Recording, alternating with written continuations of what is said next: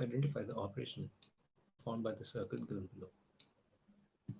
Here we have three NOR gates, inputs, with two of the inputs connected directly to A, B, and C.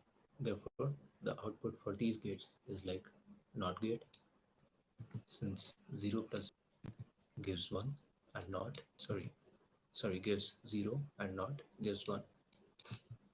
Similarly, 1 plus 1 gives 1 and not gives 0.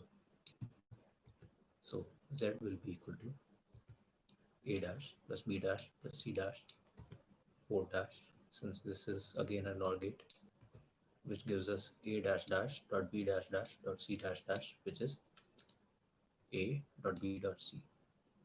So the circuit is behaving like a AND gate. So the correct answer is option 3.